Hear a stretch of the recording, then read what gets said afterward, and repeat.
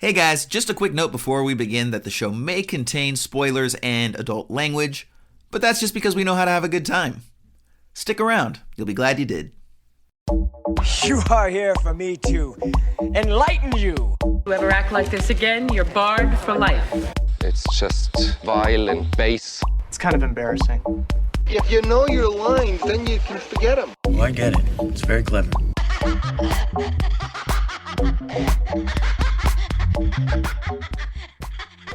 Hello, peoples, and welcome to Esoterica Cinema, the podcast where we take films from the cinematic multiverse and discuss the hell out of them. I am the perennially pugnacious Jason Peters, and with me, as always, is the man who once commanded an army of sentient crabs while stranded on a desert island for 27 months, Mr. Ryan Seabold! What's up, Jason? How's it going, buddy? Nice. Lovely falsetto there. Really dig that. I am doing tremendous. I am having myself a good day. One thing that I am not currently in command of, though, is an army of crabs. I command the microphone, not so much armies of crustaceans. So it sounds like there's an interesting story to be told from it. There is. I'll get to it in just a minute. I'm Googling perennial and pugnacious. I just want to see how. I'm coming with the vocab these days. Yeah, got that big thesaurus energy. I appreciate you. Yeah. I thought perennial, like, isn't like perennium, isn't that like your taint or something like that? Wasn't that people like sunning their perineum or something? The perineum, I think, something. And Okay. I also know there's a pineal gland from, it's not Reanimator, From Beyond. The other one he did. No, perennial. It's like the flower. Okay. Do you know the quality of flowers, why they're called perennials? No. Because they bloom once a year. Go figure. Interesting. So, like my genitals. It just doesn't happen as often as it used to, buddy. I'm a busy man. I'm a busy man with my army of crabs that I've been, fighting against.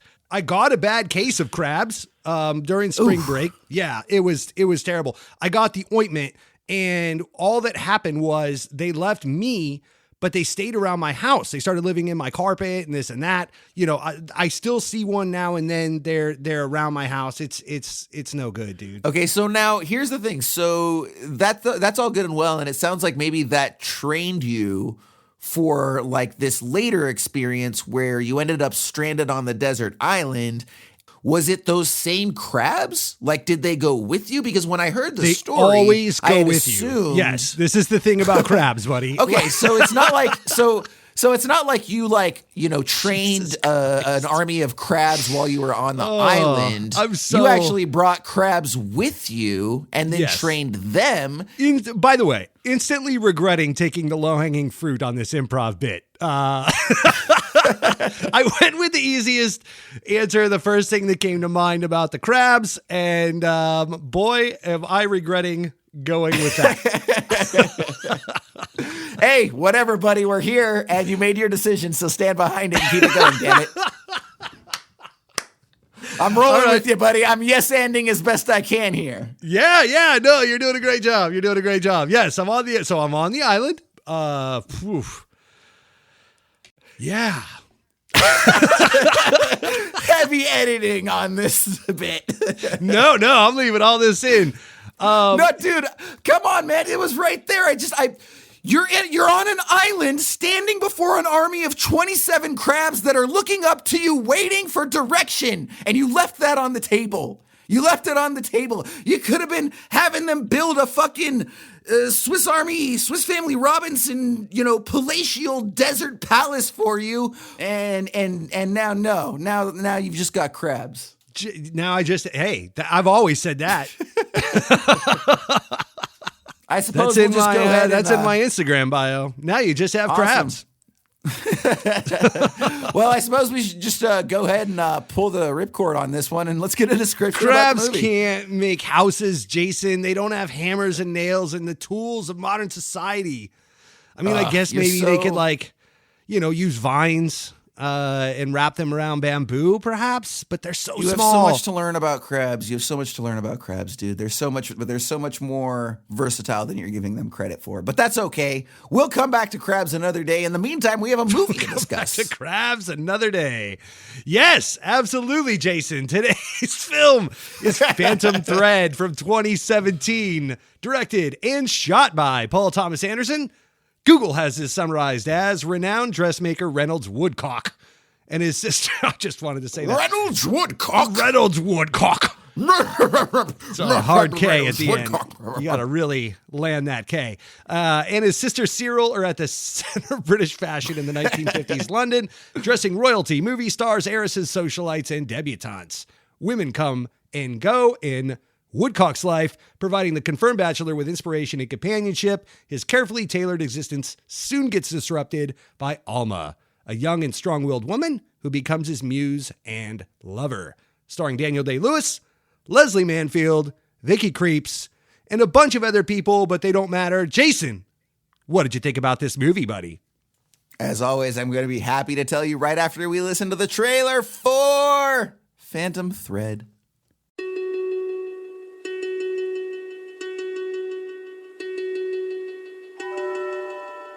You can sew almost anything into the canvas of a coat.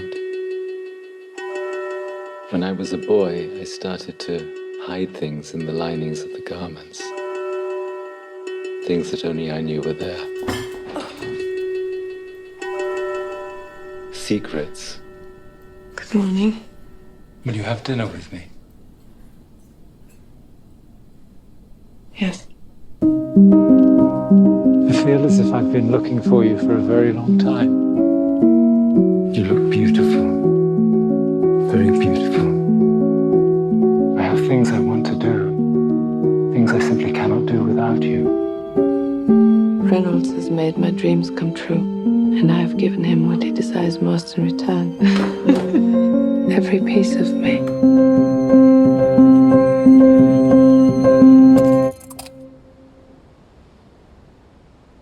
Why are you not married?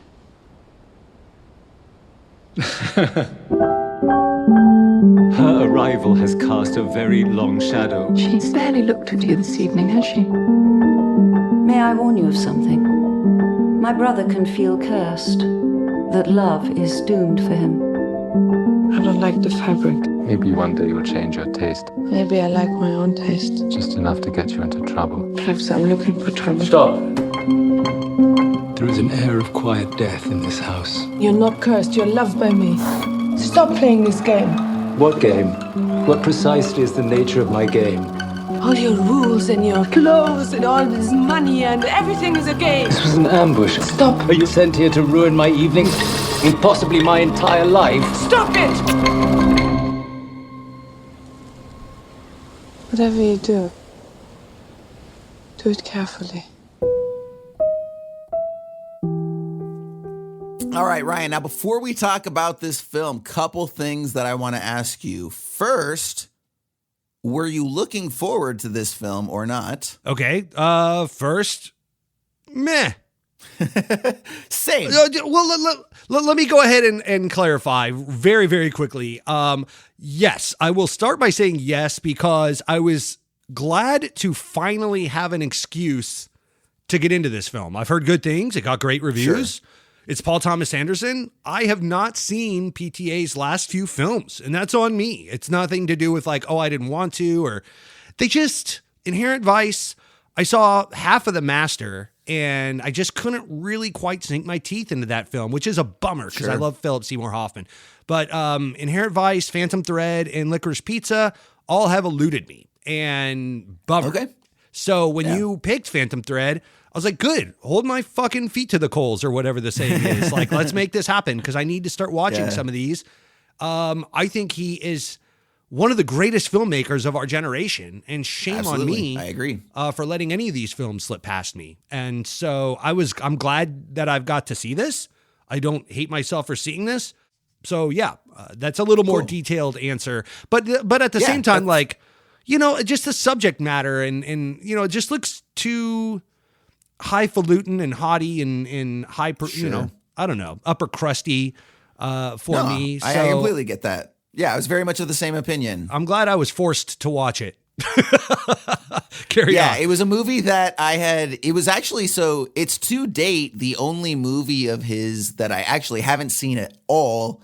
Though when people ask me, I also say that I haven't seen his first film, Hard Eight, because I saw it once in college and do not remember a single scene at all. Don't remember anything about that film. So for all intents and purposes, I'm just going to say I haven't seen it. But I think that one's on our list, isn't it?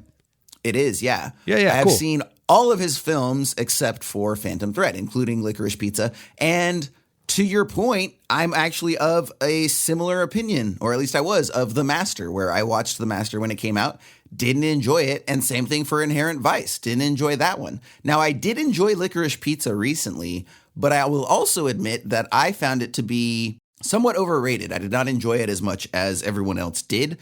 You know, I didn't think it was a best picture of the year. Like, I wouldn't put it in my top 10, but it was a very good movie. So I'd still give it a solid 4 out of 5 stars and recommend that people see it. But I didn't think it was a great film, and I thought it was bloated, very much so. Yeah.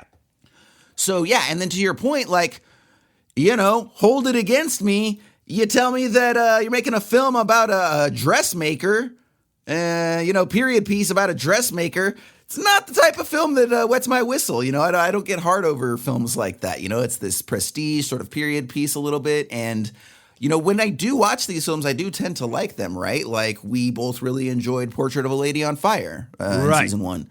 And so, but it's just not that film, right? Like, we're guys that enjoy robots and monsters and crazy shit and A24 and all these different things. So, you know, it's just, it was one of those things where the subject matter didn't immediately grab me where it's like, oh, dude, I got to go see that. So, yeah, I don't think I would have seen it either. And I think that's probably why I put it on this list. I'm totally okay with a slow-paced art house film. Sure. And I'm going to go ahead and come right out with it and say this is a masterpiece. This is a beautifully wonderful film that was perfectly and wonderfully made. I have in my notes right here, but just again, going back to the subject matter, I have in my notes here, this is a masterpiece film made for people who read The New Yorker. And I just don't know that's, you know, I opened this show talking about perineum sunning in a case of crab. So, you know, just keeping it real. But all that to say, I enjoyed this movie way more than I expected. I got a lot of notes here. I got a lot of things to say. There's a lot to love. There's a lot to not like about this film. If someone came to me and said it's not their cup of tea, I'd say, yeah, spot on. But if you, you know, if you love this film, cool on you too. Like, I don't really I can't say one way or another. This is a really divisive movie for me. Anyway. Interesting. Well, I can tell you that I certainly do not read The New Yorker. I've always been more of an LA Times guy myself, but I adored this film. I loved this film so much, and we're going to go ahead and get into exactly why over the course of this discussion. Now, interestingly enough, we open with a very brief title card, and we've actually got these sort of like haunting synth sounds. And then we get Annapurna's like movie studio intro, which is like black and white static on a television. So like for 3 seconds, I thought we were watching a horror film and I had maybe started the wrong movie, which I thought was kind of funny. And then it progresses forward and we get the close up of a beautiful woman bathed in this very lovely orange firelight. This woman would be revealed very quickly as Alma, played by Vicky Creeps. Very funny thing, Ryan. I think that we're on our 7th film maybe of the season or so. I forget exactly. Okay. This is now the 3rd film where the storytelling device has been one of the main characters, if not the protagonist, being interviewed by someone else and having them recount their story. I thought the same exact thing. Yes. And I mean, we're talking all over the place, right? Amadeus is early 80s. This film was 2017. 2017, I believe. Yep. And then we've got, what was the other film? Following, which is 1999. So all over, it's not even like, oh, this was the hot thing to do at the time. It was kind of just a coincidence that's happened. That's very funny. And we're, talking, Chris Nolan, Milos Forman, and now Paul Thomas Anderson. So, these are some heavy hitters that absolutely are just going into some, all doing the same kind of film tropes, but good on them. It works, I guess. It's a good, like you said, it's a good plot device. The films speak for themselves, yeah. And Alma is played by an actress by the name of Vicky Krieps, like we've mentioned, and she's not necessarily the protagonist, but she is just as important to the story. And there's probably even an argument to be made that she could be considered the protagonist. I have that in my notes as well. We'll talk about that in a few. Yeah. So now when the film starts off, very pointed dialogue as she explains being interviewed that when it comes to Mr. Woodcock, Reynolds, she, quote, finally received everything she wanted and all she had to give was everything. This is going to kind of set up the primary dynamic of their relationship. And for what it's worth, Reynolds' relationship with women in general. Very early on, we're going to get a number of scenes that indicate that he's this very domineering subject. It's not dissimilar from the character that Day-Lewis played in Paul Thomas Anderson's own There Will Be Blood 10 years earlier. However, he's not necessarily as domineering and intense and wants to make everyone pay, though you could argue that maybe he does in his own way. And we're introduced to Reynolds at the beginning of the movie by him getting dressed in front of a mirror. We see him sort of primping. He's doing a lot of, putting on makeup and making sure his hair is just right. So it's somebody that puts a lot of effort into appearance. And we would go on to find out that there's a reason, because he's a very public figure. He's a very renowned figure, and his dresses are pined after by people far and wide. He's making dresses for royalty and France and such. And not only that, but he has a large team of women that work for him making the dresses. And we see this right up front, where there's a number of shots of all the women coming into the house that he lives in to start off their day. And this is where they make all of their dresses. And Ryan, there are a number of aspects of this film that we're going to get into, because there's a lot to talk about as far as both the technical elements as well as the story elements.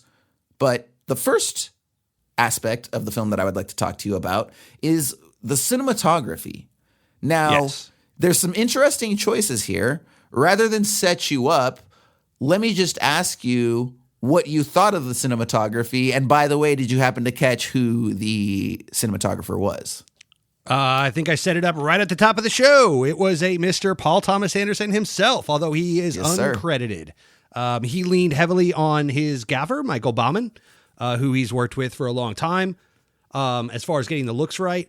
I did a lot of research into this, actually, and watched there's actually really cool camera tests online with Paul Thomas Anderson narrating and explaining what he was going through. Is that on YouTube that people can check out? I believe so, yes. Okay. I found it on, yes, it's right here on, there is a link on YouTube. I found it on nofilmschool.com. But yeah, there's an amazing deleted scene with Daniel Day-Lewis and Leslie Manfield where they're going back and forth in a food fight.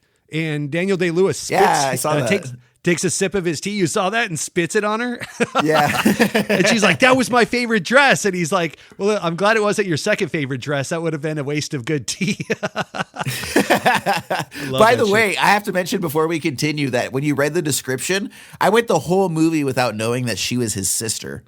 Yeah. So I only knew that because I looked it up. They never actually mentioned that in the film. Right. Well, I thought she was just like a very close. I honestly thought it was kind of supposed to be like the closest person to him is his assistant. I thought that she was his assistant, and it was supposed to be this character attribute where it's like, he doesn't have any family and the closest person to him is his assistant or something like that. Right. Okay. I do believe there's a brief mention of it when he's talking about his mother.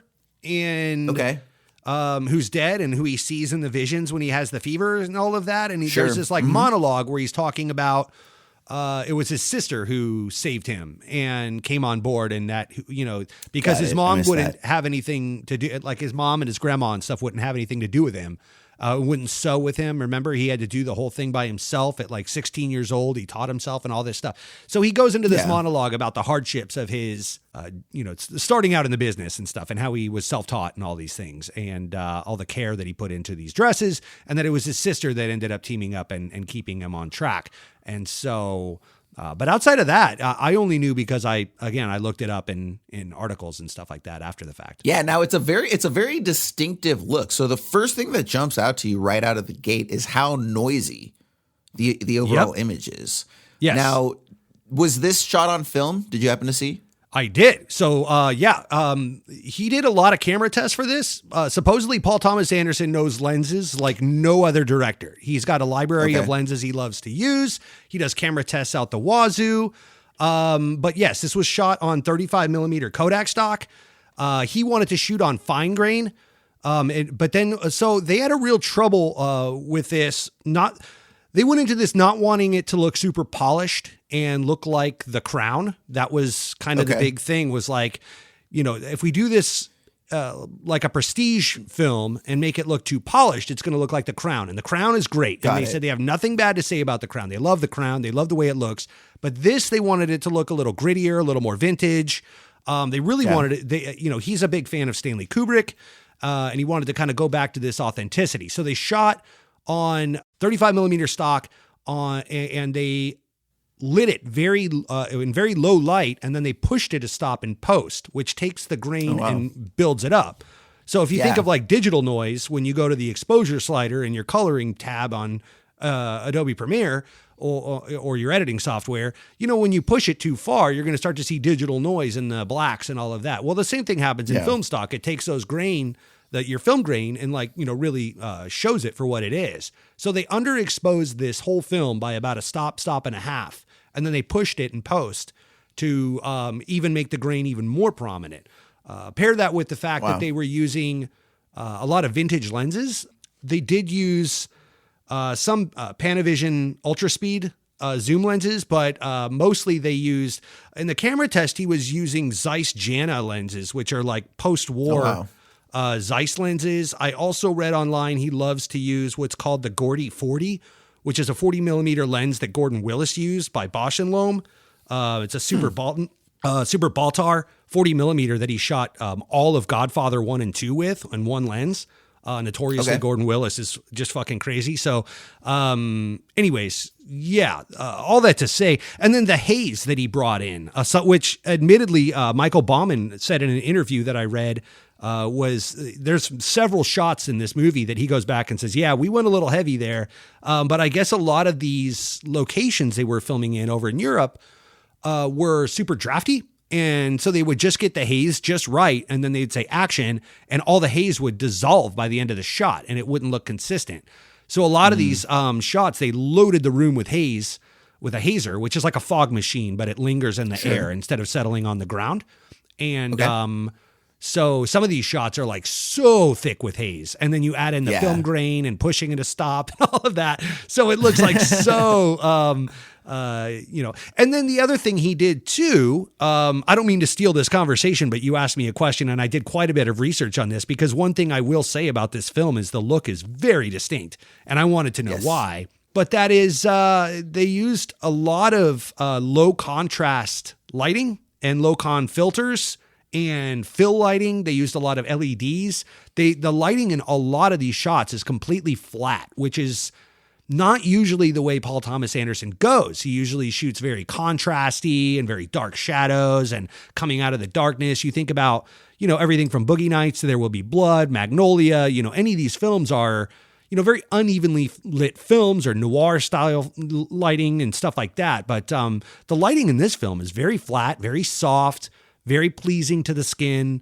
Everything is beautiful in this film. And I'm going to get a little more into this as we get along into the film. But PTA crushed it, as did Michael Bauman, as they teamed up to do this.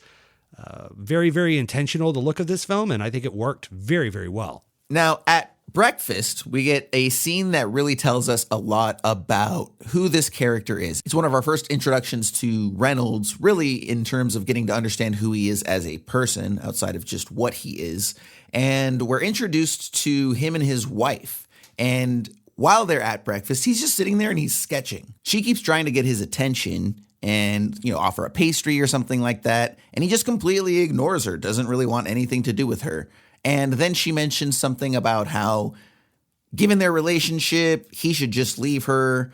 And then he starts to get a little distraught and says that he can't start his day with confrontation and kind of gets up and walks away. So Now, this is a great introduction to the character because, again, we understand that this is sort of a very cold, calculating man. He's not afraid of being domineering. He expresses several times early on that he is, a strong person and he doesn't need anyone. And that's something that's going to carry throughout the film with this person. Now, very quickly, he decides that he's going to leave his wife. He kind of consults with Cyril, who now I understand is his sister, but is also sort of just like his caretaker, personal assistant, manages his schedule, one of those, basically like a personal assistant that manages all of his affairs. And she's always there in that same respect. And he goes to the countryside, goes to a restaurant, orders this enormous breakfast with way too much food from a very pretty waitress who is Alma. He quickly asks her out, and over dinner, we see a couple of really interesting character traits as well. So, Ryan, hang I thought on. this was I hope you're not skipping over the horniest breakfast order of all time, because this fucking stood out to me. Okay. Yeah. Did that not make you uncomfortable, or did that not stand out like a sore thumb? He's like, yes, I want the scones. And she's like, mm-hmm. And he's like, yes, I want put jam on it. And then he's like, can you remember that? He's like, I want the copy of your order. And then he like kept that, and he like, oh yeah, like he was all into her handwriting and shit. I was like, what the fuck is this? He just meets this poor country girl, and he's like super rapey vibes. And then they move from that to the next scene, which is the horniest dinner of all time. I'm like, geez, man, this guy, smooth operator, I guess, because she's into it. That's funny. Honestly, I can't really say that I picked up on the same thing. I mean, I understood that there was a certain level of attraction and that he's like, trying to be Mr. Smooth or whatever, but I didn't really get that same vibe until actually later for me. It was when they actually, he takes her back home in a couple scenes here, and they do the whole fitting. To me, that was like the scene where he kind of went, because to me, I thought that he was, I mean, I don't know, maybe this is just how we interpret behaviors or something, but I kind of thought that he was trying to be just, that sort of like Great Gatsby guy, right? Like he can order all the stuff off the menu. Money is no object. He's obviously a handsome man. He dresses very well. He takes care of his appearance, makes firm eye contact when he's talking to her. And then after he orders all of the food, he ends up asking her out very directly. And and I think that the whole part is, so if anything, the whole part about him keeping the ticket, I thought was a little bit creepy to a degree, or it was just an interesting character decision. Just seemed really horny to me. See, I think it was more, I don't think it was that. I think it lent itself to this. He's constantly exerting his power. And we're going to actually get to that in the next scene at dinner, because I thought it was the same thing there.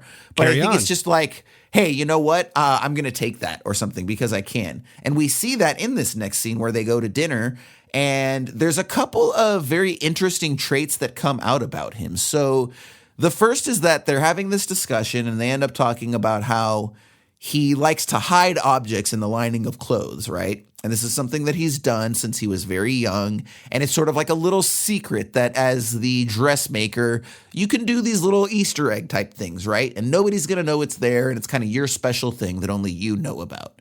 And well, I have an interpretation of that, but I'll ask you yours here in a second too, because then from there, he also kind of makes a move where he tells Alma basically, hey, your lipstick, I don't like that. Take it off right now. And like hands her a napkin and like just, or I think he wipes it off of her lips maybe himself. And I believe he does. Yeah. I think that's a power dynamic scenario. And he says, I like to see women how they really look, or something along those lines. Yeah. So what did you think about those little touches as far as, what Day-Lewis was bringing and what the script was saying? This whole thing, including breakfast, I think is kind of, it's really important. Obviously, it's setting up Daniel Day-Lewis's power dynamic, his chauvinistic, side and all of this. But I think it's equally setting up Alma's character and her character arc, and how we see her at the end of the film versus the beginning of the film, and then the changes that she goes through, because for all intents and purposes, Daniel Day-Lewis is mostly the same. It's Alma that kind of changes throughout, and she has an impact on him. But I think that they learn by the end of the film how to deal with each other the way that they are versus actually changing. So, I think it's how she responds to these things that makes it so important more than him doing them, because we've already seen him be an ass from the opening of the film. And then he has a dinner with his sister where she agrees to get rid of his current girlfriend and give her a dress as like a parting gift. So you already see him being petty.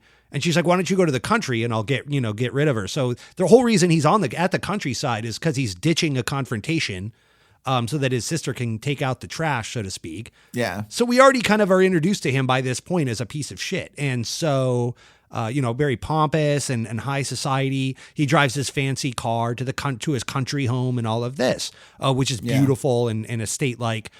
So these scenes, taking the conversation back again, I think it's more important how Alma is acting in these scenes. This is her introduction, her character set up than anything else. Sure. It's how she's going to let him do this or act this certain way.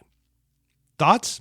Yeah, there's a couple different things that you brought up that are of note. The first is that with regards to who changes during the story and who might be considered the protagonist, I actually think neither of them really changes, which is first and foremost very interesting. But if anyone does, I would say that it's Daniel ultimately. I'm sorry, you can't imagine how many times I wrote Daniel Plainview in my notes as I was writing this, which for anyone who doesn't know that name offhand is Daniel Day-Lewis's character in There Will Be Blood that Paul Thomas Anderson made. A lot of similarities between these two characters. However, like I said, I think that Reynolds Woodcock is the character in Phantom Thread. He's a little bit more of the distinguished gentleman than Daniel Plainview was, but they share a lot in common. And I think that... Yeah, I don't think he'd kill anyone. Yeah. I think Plainview straight up, he heard his way. Well... And he's going to drink your goddamn milkshake. Plainview had that aspect of him where it was like that domineering business alpha male thing where he needed you to know that he was fucking you right now, right? And he wanted to just jam your face in it. Right. Whereas I think that Reynolds Woodcock wouldn't want to call attention to it. He would want to do it, and he would get the same inner satisfaction and probably have the same inner violence, but I think that it would be less outwardly manifested. I think that's the difference between Reynolds and Daniel. See, Reynolds Woodcock to me seems more high society spoiled brat. He's got his sister looking after him, taking notes. He's got to have everything just a certain way.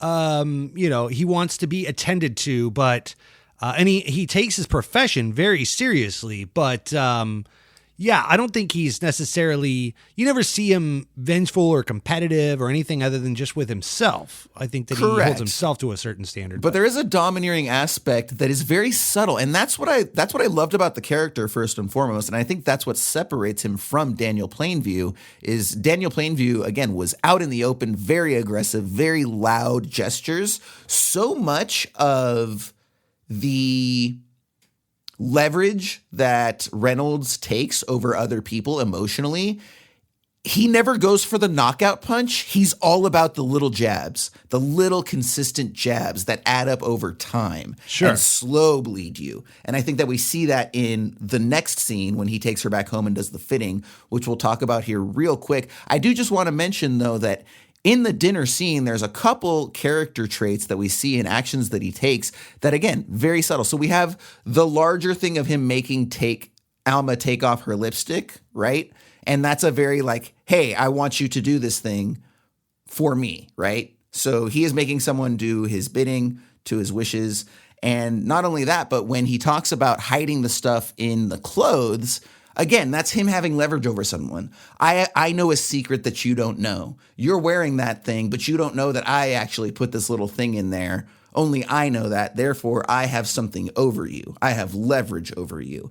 And I also thought it was very interesting to see that even when he gets dessert for Alma with the custard, the little touch where he puts his fingers in it and licks it off his fingers and says, wow, that's good, right? Like that's her custard. And he just dips his fingers in it and licks it off. So all of these little things tell you that he is not somebody that considers the thoughts, feelings, etc. of other people. And if anything, is going to go out of his way to do little things to make sure you know that he is in control. It's his world. You're just living in it. Correct. If he wants your pudding, he's going to take your pudding.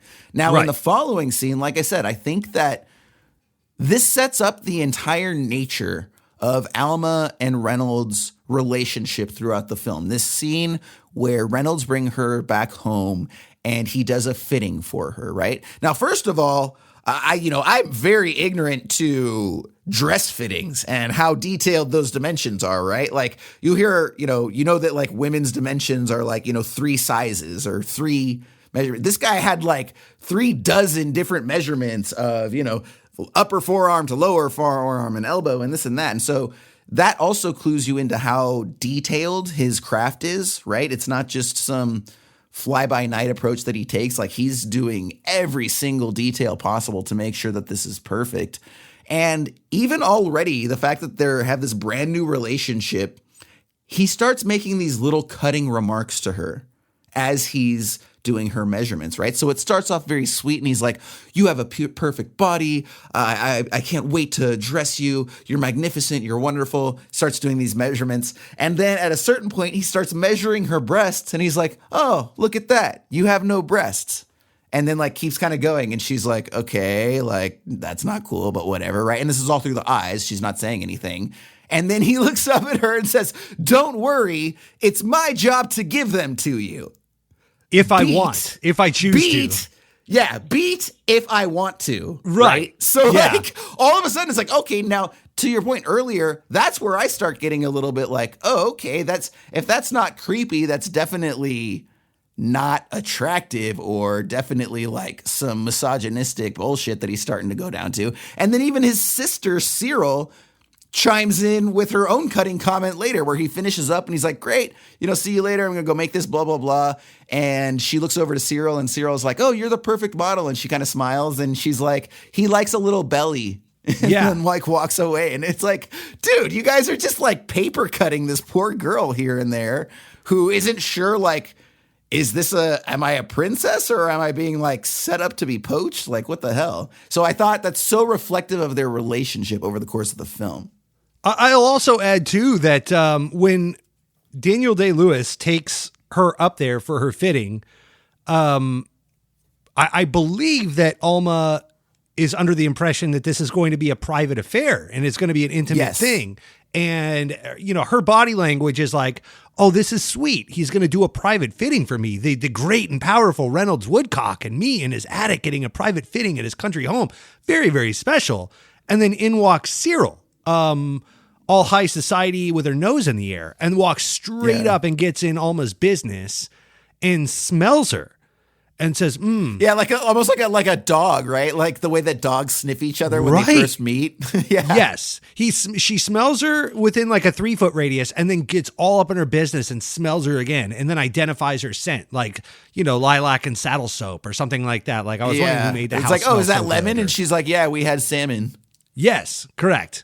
Yeah, all up in her business. And, just kind of, again, this whole scene does a great job with establishing the power dynamic that will play out over the next, hour and a half or so by this point. Sure. Again, we've kind of seen who these characters are in their own right.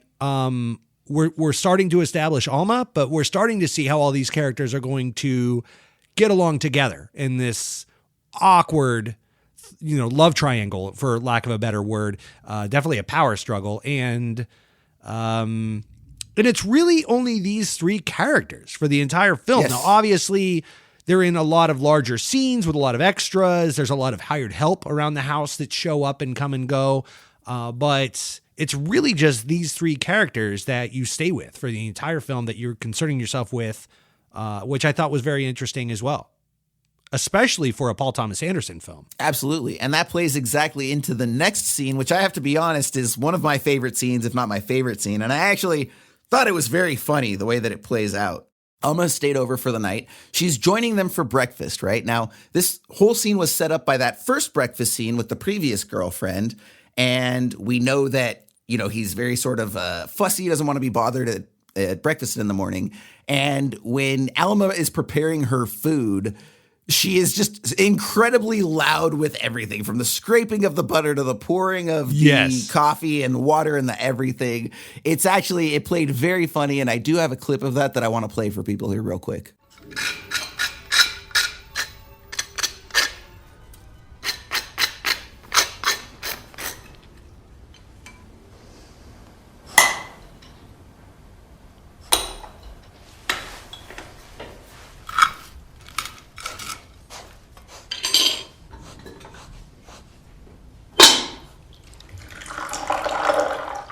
Please don't move so much, Alma. I'm buttering my toast. I'm not moving too much. Well, it's too much. It's a distraction. It's very distracting. Maybe you pay too much attention to it. It's hard to ignore. It's as if you just rode a horse across the room.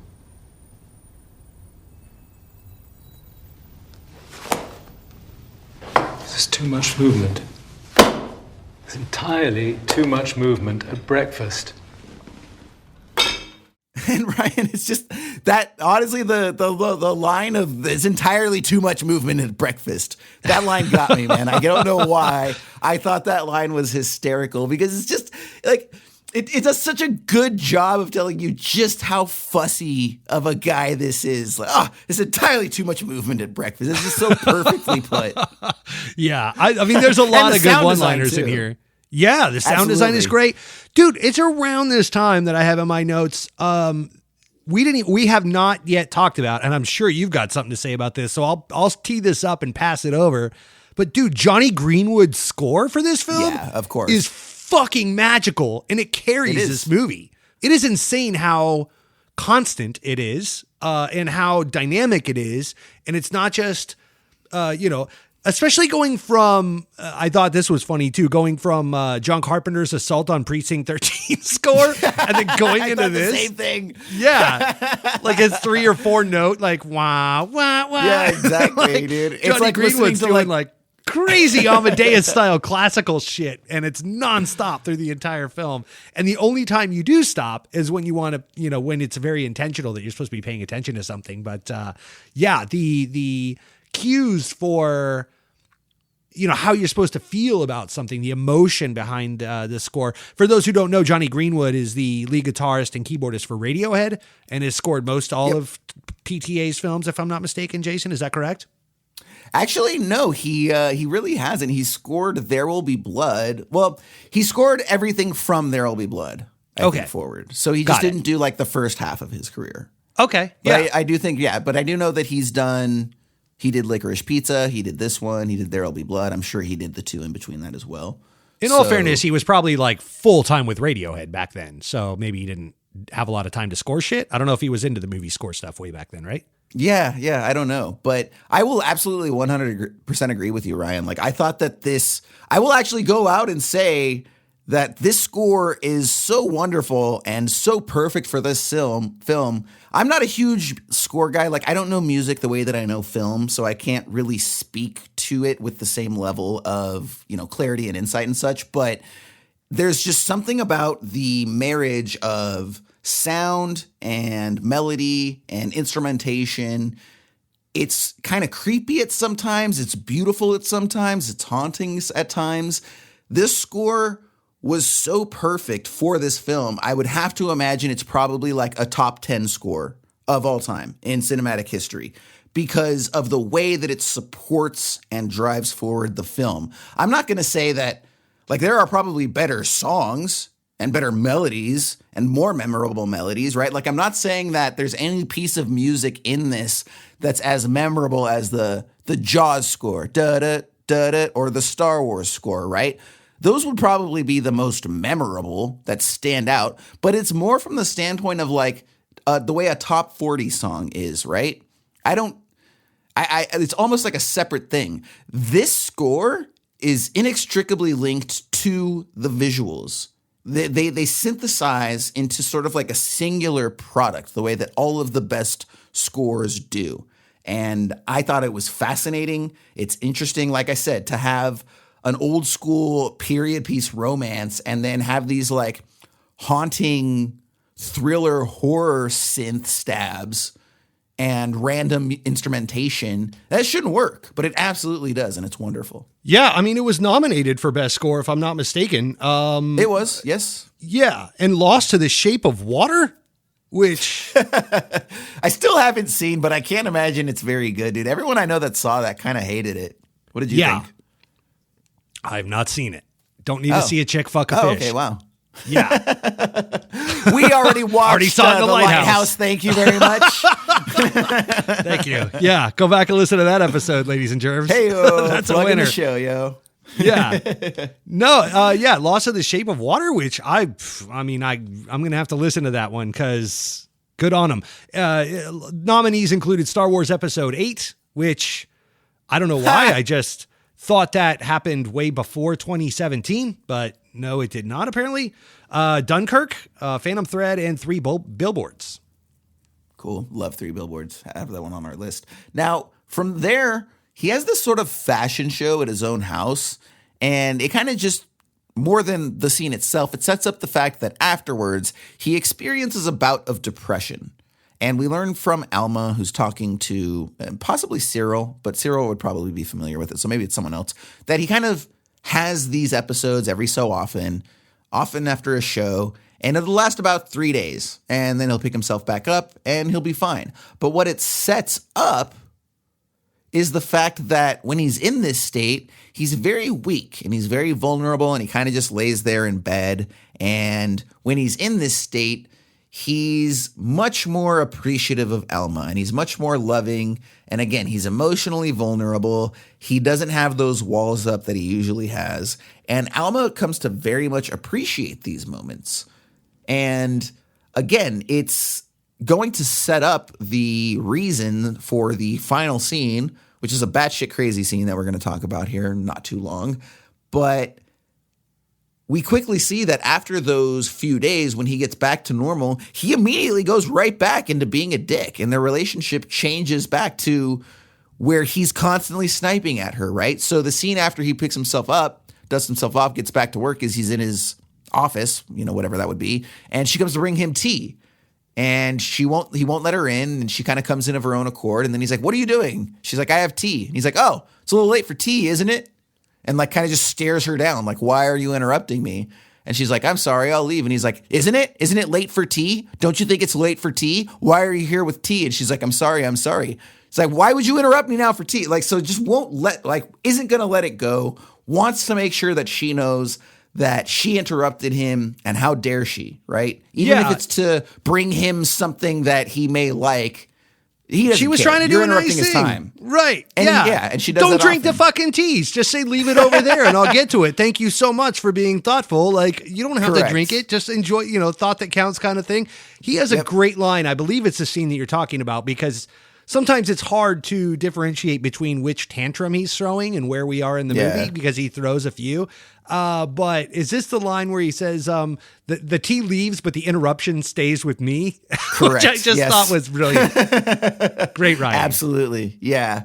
And which, by the way, for those of you who don't know, Paul Thomas Anderson does write all of his films. So writer, director, and photographer on a studio film with Daniel Day-Lewis. You don't often see that, so props to Mr. Anderson on this one. Dude's a fucking badass. Yeah, you could say you don't like some of his films, like, whatever, but if they didn't talk to you, but he's a fucking stud. He's one of the greatest, if not the greatest filmmaker of this generation. 100%. Yeah, he's in my all-time top 10, if not top 5. I adore his work. And I'm really glad that I liked this one as much as I did, because like I said, I didn't like The Master and Inherent Vice, and it's like, So it was really cool to see this come real through. Quick, let's take a pause, because we are scooting along, and the reason we are scooting along through this movie is because I need to ask you, Jason, like, nothing is happening, and yet everything is happening. So far, I've got in my notes right here. So far in this film, I've seen a dress fitting, nervous moping, throwing fits, and horny meals. And yet I am so engaged in this movie. Like, I'm loving it. My eyeballs are glued to the screen, and yet like nothing is happening other than just like these awful people throwing fits on each other and being, man, you're making too much noise at breakfast and I don't want tea. And I'm like, but it's goddamn Daniel Day-Lewis doing this in the most magnificent way to a Johnny Greenwood awesome score, and this auteur is directing it. And I'm like, why do I love this movie so much? Like, so Yeah. You know, here you are saying you are just drinking this all in, and yet nothing is happening really plot wise. It's such a character driven movie. So Jason, what did you think about this movie? Why do you like it? At this point in the film, like nothing's gone on. Why do you like this movie so much? What's your take on this high level? Well, I think that it speaks a lot to what we respond to in film. So often we look at, especially when it comes to genre films, we look at the plot. And that becomes everything, right? And it's very easy to think that a good plot makes a good film, right? And it's also just more fun to talk about. So you take a film like Escape from New York, and it's like, okay, yeah, we're going to take this guy, and you know he's a criminal, and then he's going to work for the government, and then he's going to get dropped in this giant jail, and then he's going to end up with finding this sort of underground society, and then he's going to get in a wrestling match with this, you know, giant crazed guy with a barbed wire bat, and then it turns out that Isaac Hayes is the leader of this underground, and like there's all this stuff that keeps happening, right? And it's interesting to talk about, but like I don't love Escape from New York, right? Like it's a cool story. If I was pitching it, it would be a lot of fun to talk about, but as a movie, I can't say that I really loved it the way that I loved this, which again can be described as like people kind of talk, and it's about relationships. So I think that oftentimes we can respond to story, but film is an emotional experience, okay? And oftentimes emotions are not logical. They're not, you know, beginning to end through points. It's just examinations of how we feel about people, about our lives. And I think that it's the case that we respond to strong emotional reactions. Doesn't necessarily matter where and when, and especially if they have a context that we can wrap our head around, we're going to appreciate that much more. So all of us have been in relationships with people. All of us have known domineering sorts, right? But we're not really used to dealing with those people. So to see that sort of person examined and reflected in a film, I think there's an element of, what do you want to call it? They're the same thing that, you know, you look at a car crash for, right? Okay. So I think it's just, it's something that's sort of spectacular, and it's different, and it's a strong reaction, and it's not how you would respond, and then, of course, there's just the subtle elements of filmmaking. I think that there is the acting that's on display. There's this beautiful cinematography. We've got this wonderful score. And so I think that all of the different technical elements are working to keep us engaged, because it never felt boring. And even if I didn't like the main character, I was very interested in him, right? He was a fascinating character. And I think that's the difference, is like, fascinating and likable. Not everybody who's an interesting protagonist necessarily has to be likable. And I know that's kind of a larger discussion in, you know, cinema as well. There are people that have a big problem with the fact that every protagonist needs to be likable so that we go on his journey. But I also understand that from a filmmaker's perspective, if you lose your audience and they're not connected to the protagonist, then they're going to check out of the film. So I know that was kind of like a long, rambling, sprawling non-answer to a degree, but I think that also in and of itself answers the question, which is it's not any one thing. There's not one answer, It's just the fact that it's a singular vision. Everybody knows what they're trying to do. The actors know the emotions they want to put out there. It's in concert with the writer's words. The director is finding the best way to bring that out. We've got a visual aesthetic from the cinematographer, in this case the director, that reflects the world accurately, right? Because these are high-class characters with somewhat seedy, dirty character traits. Yeah. And the visual aesthetic reflects that. So I think it's just a perfect synthesis of all of these different aspects of filmmaking, with the story being told and the characters being portrayed by the actors the way that they are. Yeah, I mean, I can't even describe how he does it, because he's a bit of a magician. But one thing that I took away from this and all of his films is not to, you know, keep harping on PTA all the time, but he's a very inclusive. I don't know if I'm describing this right, but his level of inclusion of the audience into every scenario was really interesting. Like, I felt like I was in all these scenes, sitting at the table with these people. When we went to the countryside town, it felt cold and wet as we were walking along the seaside.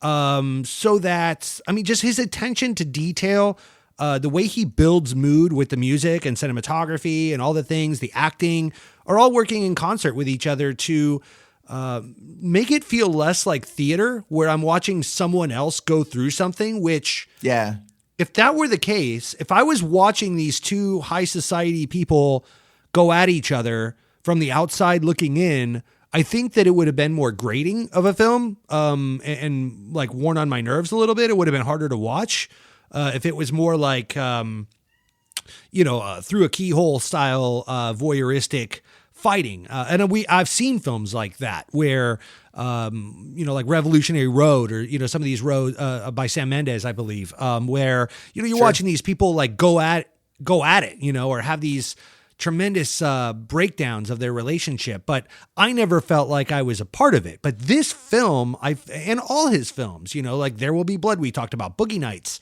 the world of 1970s and 1980s pornography is not a world that I ever thought that I would be dropped in the middle of. And yet, watching that film, I felt like I was in that truck about ready to pay Dirk Diggler $15 to jerk, watch him jerk off. I was right there in the moment, high intensity. Yep.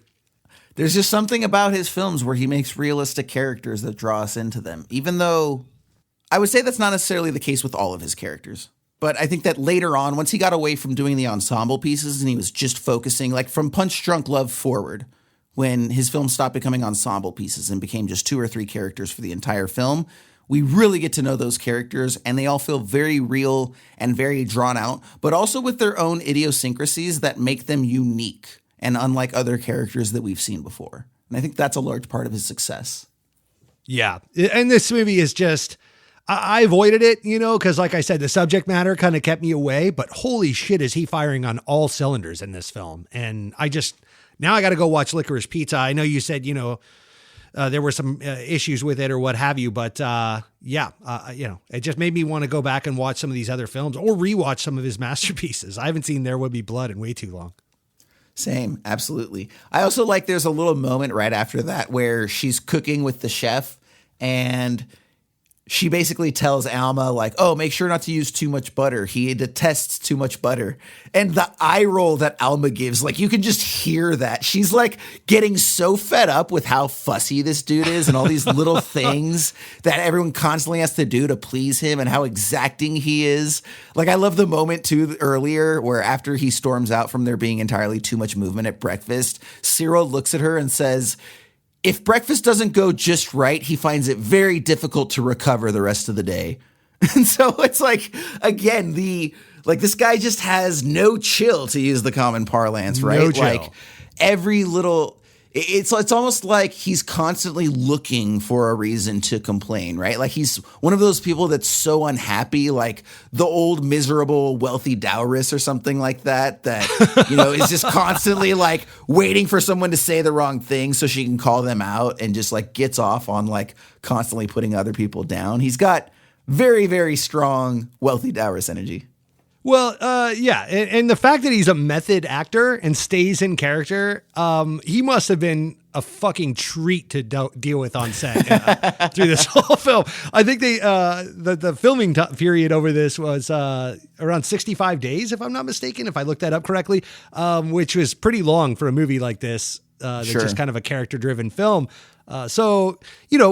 Call it 2 months that you have to deal with a fussy, spoiled brat Daniel Day-Lewis character. That must have been. I'm sure his wife was like, "I'll be at the fucking castle in Ireland. You just go have fun making a little movie. We're not dealing with this shit." Absolutely. And then after this moment, we get Cyril, and she's coming to Reynolds, informing him that there's a woman, Barbara, who has invited him to her wedding. Now, he does not like this. He protests. He doesn't want to do it. However, Cyril insists, because she's a very wealthy client, that they make a lot of their money off of, and so he pretty much has to do it, and he puts up a little bit of a fight, but he also doesn't tell Cyril no, pretty much ever. So she kind of makes him do it. He says, fine, let's go. She shows up. She's obviously, much less attractive than a lot of the other models that have come in. We find out that she's basically engaging in a marriage of wealth and convenience to a handsome president of some Latin American country, I believe, or something like that. Venezuela, let's say. And this sets up a moment that comes immediately after, where it's during the wedding and Reynolds has made the dress for Miss Barbara, and it's at their wedding, and she is just getting fucking plastered. Like, literally ends up super hammered, is using this beautiful, wonderful, who knows how ungodly expensive dress to like wipe wine off her face and sweat off her face and stuff. And she ends up passing out very quickly. And a team of, 6 people have to come and literally lift her up and escort her out of the wedding reception. And again, I keep calling him Daniel, Jesus. Reynolds and Alma are sitting there at the table, and he's kind of distraught because of what's going on. And she's actually upset too, because she loves Daniel and she knows that God, there it is again, Daniel. She loves Reynolds and she knows that he does wonderful work. And so she's like, she was wearing your dress. And he's like, yeah, I know it happens. And she's like, no, but that was a beautiful dress. And like, she sullied your good name and your good work. And he's like, yeah, it happens. And she's like, no, it doesn't. We're going to go get that dress back. And he's like, you know what? Yeah, let's go get that dress back. And they storm back. I actually really love this scene. The hotel room and get it back from them. Good thing, because I actually have a clip of it. Let's go ahead and listen here. Mr. Woodcock, what is the dress back? Miss Rose is sleeping. Well, that's got nothing to do with the dress. Can you go and get it for me, please? She's sleeping. In the dress? Well, yes. Go and take the dress off her and bring it to me right away. I don't think so. Take the fucking dress off, Barbara, and bring it to me, or I'll do it myself. I beg your pardon? Alma.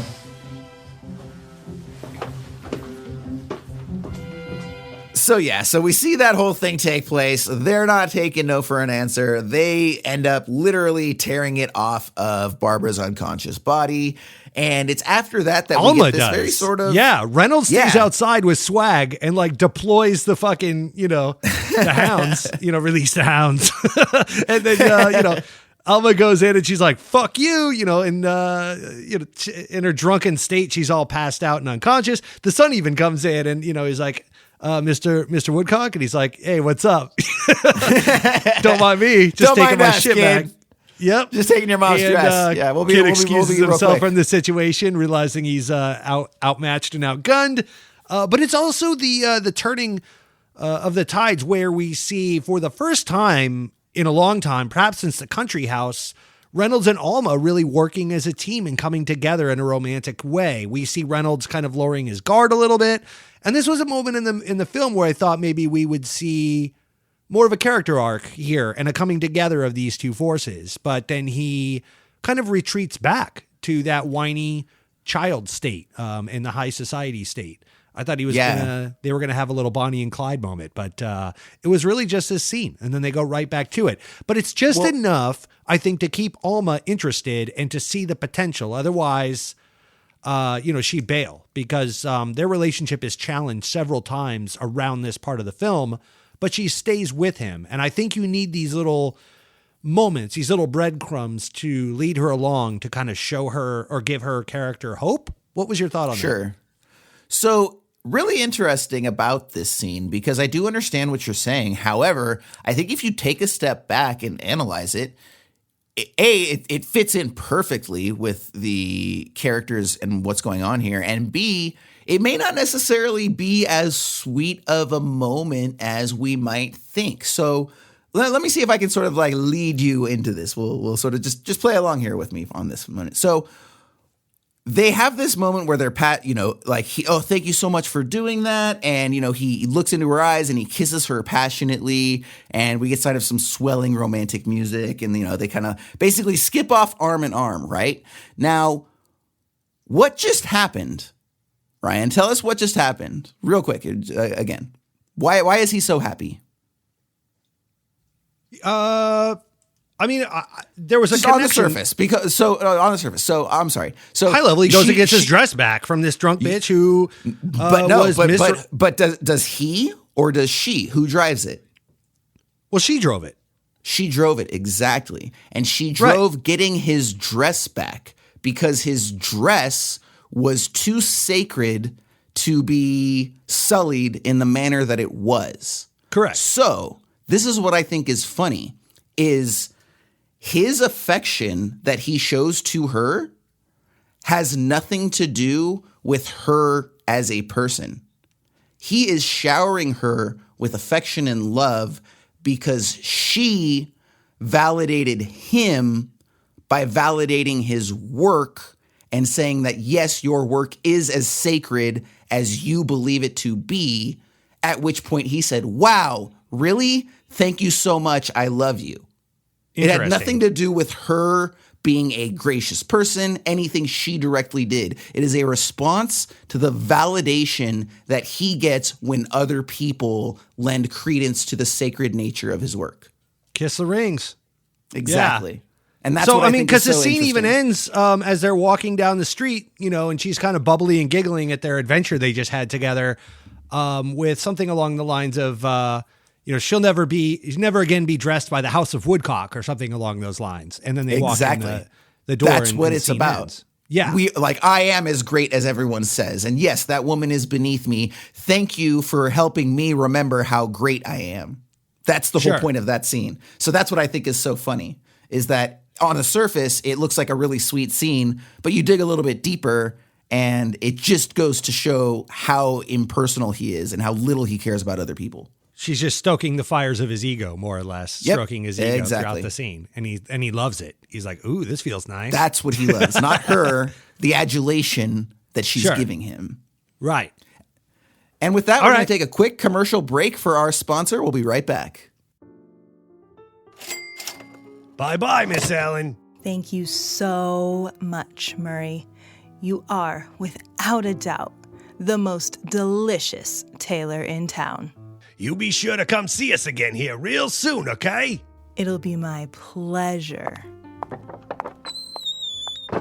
Another satisfied customer. Oh, hello everyone out there in Radio Land. I didn't hear you come in. My name's Murray, and this here is Murray and Beatrice's Fine Dresses and Alterations. The best dressmakers in all of Brooklyn. And let me tell you, folks, the deal's right now. Well, Sue Ellen sure did seem awful friendly with you today. What are you talking about, Beatrice? That's just how Mrs. Allen is. She's a friendly person. Huh, friendly? Is that some code word for women that let their bazungas hang out all over the place? Hanging out? They were nicely stationed in a beautiful brassiere. Like a classy metropolitan lady. Metropolitan? What is she, a variety flavor of ice cream now? Beatrice, it's pronounced Neapolitan. No, it's not. It's pronounced Napoleon, you ninny. He could never decide on chocolate, vanilla, or strawberry, so they put all three together for him. It's a well-known fact. Beatrice, I swear you're gonna flare up the ulcer, and then we're gonna have... Aren't you filming a commercial? Oh, right. Like I said, this is Murray and Beatrice's Fine Dresses and Alterations, and we got a deal for you. Right now. Oh! Why are you yelling so much? What do you mean yelling? You're yelling at the people. You're supposed to be inviting them into the store. I'm not yelling, I'm emphasizing. It's what good copy readers do. Copying? Why are you copying anybody? This is our store. Beatrice? Yeah? I love you, sweetheart. Aw, I love you too, my big fuzzy bear. My big fuzzy wuzzy bear. Mary and Beatrice's Fine Dresses and Alterations. Okay, that was a little word from our sponsor. We really appreciate you shelling out all the money that you do for these episodes. Wonderful sponsor. Thanks so much. Now, the following scene, and believe me, we get huge payouts from these guys. Yeah. Huge payouts. Right. Now, in the next scene, Alma wants to surprise Reynolds. And in a very honest but misguided attempt, she sends away all of the workers, including Cyril. And they actually, so when she first pitches the idea to Cyril, Cyril's like, nope, he's going to hate that. But we don't really know because obviously Cyril has a resentment towards Alma. And we haven't really talked about this, but there's a constant back and forth between Alma and Cyril for who is essentially Reynolds' caretaker. And we'll see that here in a scene where he gets sick. We'll talk about that more. That's where that really comes out, right? But already before that, we're seeing these little moments where each of them is constantly trying to outdo the other one with, oh, let me get that for you. Oh, here, let me take care of that for you. Oh, hey, I'm leaving. You should leave too. No, I don't want to leave. I'm going to stick around, but I'm leaving, so you have to leave. And there's a constant tug of war for who is essentially going to be taking care of Reynolds after all this time. And that whole thing is reinforced, that whole idea, by the fact that Cyril protests what she says is a bad idea that Reynolds is going to hate by sending everyone away and cooking a surprise meal for just the two of them and having the house entirely to themselves. And when Reynolds walks in from his walk and sees that everyone's gone, he kind of tries to play it off like, oh, wow, yeah, no, that's great. But it quickly becomes apparent that he does not think this is great, and he's very dismayed, and she's trying to get him to have a one-on-one dinner with her, and he just wants to like take a bath and pretend that this didn't happen. And so he excuses himself, comes back out. She's like, hey, have dinner with me. He protests a little bit, but ultimately does, and then ends up ostensibly getting really upset about the asparagus, though we kind of know it's not really about the asparagus. It's about kind of everything that's going on. By the way, Ryan, I did think there was a very interesting moment. I don't know if you noticed this, that when Day-Lewis grabbed the salt to salt his asparagus, that he put some in his hand and threw it over his shoulder. No, I didn't catch that. Yeah, and so I guess when you couple that with the stuff that he talks about sewing the little objects into the clothes, and, you know, it's very important. It can and then having relationships be cursed or not and all this sort of stuff. He's a very superstitious person, and they don't really delve into that. There's just these tiny little actions that Day-Lewis takes that keys you into that. I thought those were pretty interesting moments. So when you said that earlier in the show about him stitching things into the garments and having that bit of control over people, to me, it was very much more about the superstitious nature of his character and the things he puts his faith in or puts weight behind are things that aren't real necessarily or, beyond his purview. So he could have, it sets up a way to have control over everything tangible in front of you, and anything that's not, well, those are the things that, I'll let have control over me. In the same vein that when he gets the fever here shortly, a few scenes later, he hallucinates and sees the ghost of his dead mother. And he mentions earlier in the film, it'd be nice if ghosts were real, that there'd be something after death or, it's comforting that they would be looking over me or something like that. So, he talks about his dead mother at dinner, which I thought was very weird as well. His first dinner with Alma, he starts talking about his dead mother, which I thought was kind of creepy. Totally. But not really first date material, but whatever. But yeah, I didn't notice the salt, but I did catch that he was a very superstitious person, and I thought that lent a lot of credence to his character arc, or his character design, the things he was going for. These little minor things. Makes you wonder if that was a PTA decision or a Day-Lewis decision, Yeah, I do kind of wonder. It's not really in the script, so I would imagine it was probably more of an acting decision, but I mean, sometimes they come to those conclusions or it's written into the script, and someone like PTA would very much have little subtle nuances he wouldn't want to call attention to. He very much does that in other films. Something you were touching on very quickly is the Cyril Alma dynamic, and how Cyril, Reynolds' sister, was constantly trying to rally for or keep her thumb on Alma, more or less. Like, know your role, stay in line, this and that. And this was very much on full display in the scene right before this, wherein Reynolds was hired by a French princess or someone of French royalty to design her wedding dress. And she comes in for a fitting to in a full parade of assistants and people and was greeted by all the house helpers of the House of Woodcock and the people that would be actually doing the stitching. And Alma was found in the procession line greeting this French royalty, who was very beautiful, and she comments as such in this dinner, which stokes the confrontation even before the asparagus. But she was found in this procession greeting this French royalty like way in the back or even in the middle. Like she was never highlighted as, oh, this is my girlfriend or this is my, lover or whatever, my significant other of any sort. She was never given any recognition. And she was left to her own devices to introduce herself amongst the help to this French royalty, like, hi, I am Alma, and, I live here. And the French princess kind of shrugged it off like, oh, that's cool, whatever. But all that to say that Alma is struggling at this point, finding her place in this world. She is now dating Reynolds and she's living in the house with him.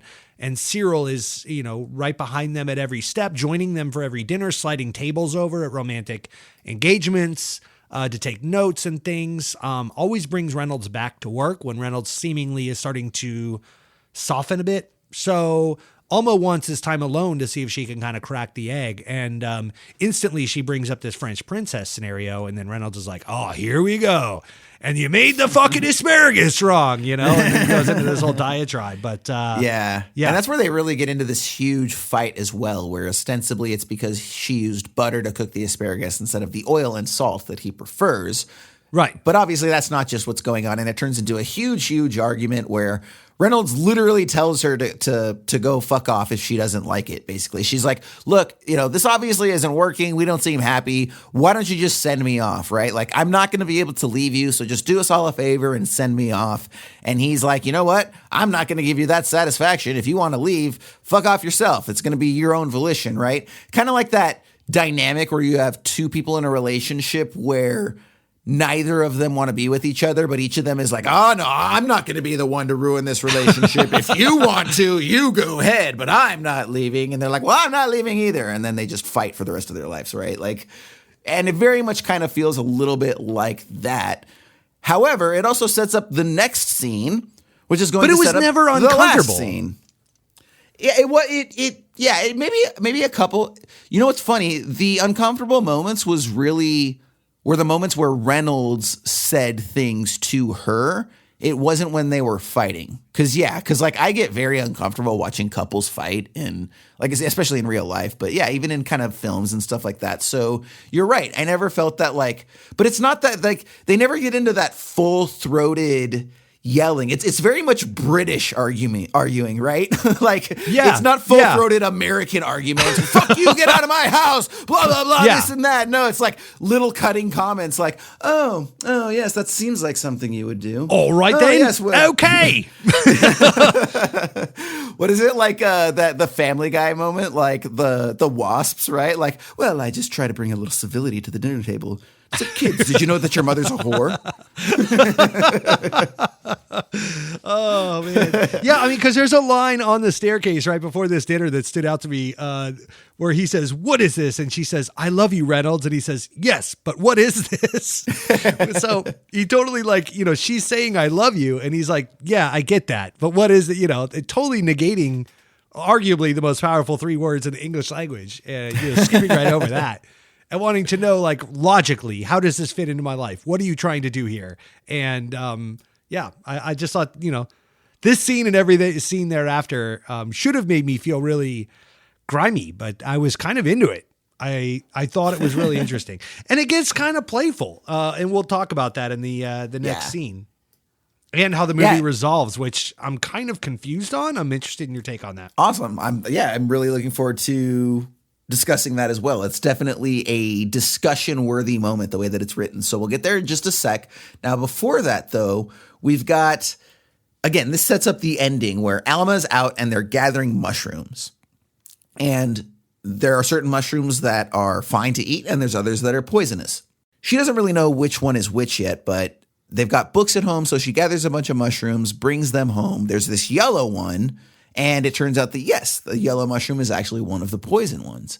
So now what she does is she ends up grinding this mushroom up and putting it in tea, the tea that she is going to serve Reynolds. So she is knowingly now putting just a little bit of poison in his tea. Now, when this happens, Ryan, I thought one of two things. Either like she's outright going to poison him so he gets sick, or maybe she's going to like slow poison him. Like it's just going to put a tiny bit of poison to sort of like long-term make him sick, right? Yeah. Over time to sort of kill him in a way that he doesn't know, much like in Amadeus, actually. Kind of the way that he was going to, kind of the way that Salieri was going to approach Mozart's. But now Reynolds has been working on the wedding dress for the French royalty that you just mentioned a little bit ago. And they've finished the dress and it's time for him to inspect. And he is not doing well. He is getting very sweaty, having a hard time staying up. He ends up keeling over, knocking over the wedding dress, getting some of his shoe polish on the front of it, staining it black, as well as tearing a big hole in the middle of the lace. And this thing has to be shipped out tomorrow at 9 a.m. So guess what, girls? You're working overtime to fix this thing. And Mr. Reynolds is going to be sick in his bed, being tended to by his wife and sister, though mostly just his wife, because this is kind of where Alma starts to assert herself in more ways than one. I mean, first by taking the proactive act of poisoning him with this mushroom. And then basically, this is where she starts to tell Cyril to fuck off, right? Like, so Cyril wants to get a doctor. She's like, nah, I don't think we should do that, because Cyril's a little bit suspicious about what's going on, why Reynolds is all of a sudden sick. And she was out with them picking the mushrooms earlier and made mention of the fact that some of them are poisonous. So she's starting to suspect a little bit. She wants to get a doctor, and Alma very much doesn't for obvious reasons. Cyril calls one anyway, insists that he goes see Reynolds. When he walks into Reynolds' room, Reynolds tells him to fuck off the same way he did his wife. And he's not going to have him inspect him, which means that Alma is not going to be discovered. You know, there's not going to be realized that she poisoned him. This is where we get the hallucination scene that you spoke to earlier, where he sees his mom. And so kind of the same way with the superstitions, there's an underlying aspect of him having some sort of maternal issue, mommy issues, whatever. He makes reference to it. You know, he tells her when he has the lock of hair that he stitched into his suit that she should do the same, being Alma, and keep your mother close to your heart and things of that nature. So, and then he sees her again when he hallucinates. She's just standing next to the door. She doesn't actually do anything. She's just standing there in white. And now that's not what I actually want to talk about, Ryan. There's one thing, there's a technical thing that I want to mention, and it kind of reminds me of other moments that we've talked about. There's one of like the best, most unassuming one takes. I know you like to call them oneers. I call them single takes. And it's right after, it's in between them being sick. And it's when Cyril and Alma come into the dressmakers and they're watching them make the dress and they're talking to them. So it starts out, it's this 2-shot of Alma and Cyril entering the room, right? And then all of the dressmakers are around this table, and there's a bunch of fabric and dressmakers, and the camera dollies around the entire table, keeping the arms of the dressmakers as well as the dress itself and the fabric in the lower third of the frame. And it basically goes all the way around to the other side. And it's sick. It's a sick shot. I noticed it too. Yeah, it's amazing. It stops. Cyril exits. It turns into a wide of Alma, and then we track right with her. It basically dollies into an extreme close-up of her hands, Alma's, as she's pinning the ribbons, and then tilts up to a close-up of her face. And all of this is executed in one shot, about maybe 45 to 60 seconds, and it was a beautiful, beautiful shot. And it was an unassuming shot. Like, at first I didn't realize it was a single take until about halfway through, and then I was like, wait, was this one shot? And then I went back and rewound it and watched it again, and I was like, oh man, that was just so perfectly executed.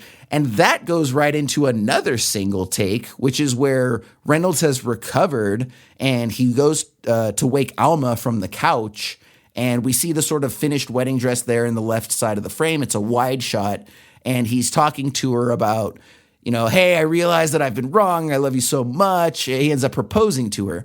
And that whole scene is like a super consistent slow push in from a very wide shot to ultimately like a pretty close 2 shot, probably like a medium wide. And it's that consistent nonstop push in with just that perfect speed where it maintains a very deliberate pace. And Paul Thomas Anderson has been doing that since film 1. I mean, at least film 2, because in Boogie Nights, he actually does that a lot. There's a lot of dolly push-ins from sort of medium-wide 2 shots to close-ups, right? The shot of like Burt Reynolds watching the film the first time it comes through comes to mind. And even earlier in the scene, there's so much dolly movement. We haven't really talked about that. The camera movement in this film is wonderful. Like, Paul Thomas Anderson is never keeping his camera just locked down, but it's such slow, deliberate movements that it matches the pacing and the tone and the visual aesthetic of the world that he's created. And I think that's why when you talk earlier about like what makes this film work, it's not any one thing. And I will actually say, it's actually one of my adjectives, but, this is a film that's greater than the sum of its parts. We've talked about that before. Like, if you were to take before I had seen this movie, if you took any 3 to 5 minutes, isolated in a vacuum with no context, and you showed me just those 3 to 5 minutes, I would be like, great, not a film I'm ever going to watch. No interest. Like, nothing about these moments in and of themselves are interesting or fascinating or whatever, but when taken as a whole, you just can't help but become thoroughly engaged in what's going on. I can't explain why I love this movie. I mean, other than what I've already said, I don't know, dude. Nothing about this film is a Ryan film. There's nothing that really stands out. Not a lot happens. But yeah, dude, I don't know. It's fantastic. Credit where due.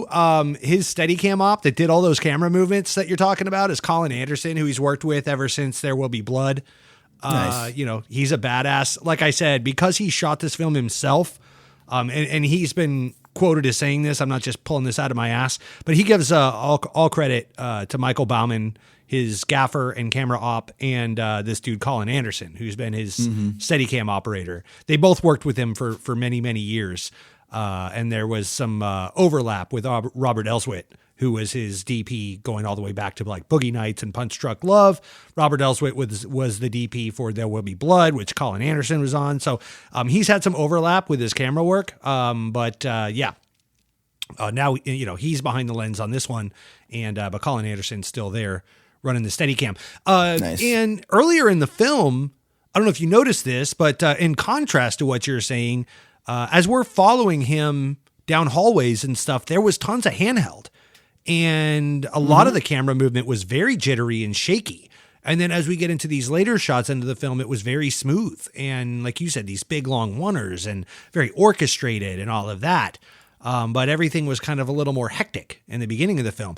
Even the car scenes where the car mount, car mount was on the hood of the car, and you just see a flat view into the windshield. But there was no, obviously he could have shot that very smooth if he wanted to, but it looks like he literally just slapped a camera on the hood of the car because it's very shaky and jittery, it's very jerky, kind of showing. Jumps around with the car. Right. And I think that's very intentional on his part to show, the hectic nature of Daniel Day-Lewis's, Reynold Woodcock's, life at that time, and how things are kind of easing into place or falling into place maybe later, even though on the surface he's still a jaded prick. Yeah. As we start to near the end of the film, a lot of these pieces start to fall in line a little bit. Kind of. Yeah. Question mark. Yeah, no, absolutely. Yeah, no. We see a lot of these juxtapositions start to justify themselves. So, for example, we had the earlier scene where he falls into his depression and he's very vulnerable, and Alma loves this. And then we see where he's been poisoned, and once again, he's weak and he's vulnerable, and Alma's there, and they have a wonderful relationship for this period of time where he's sick and can't be the person that he usually is.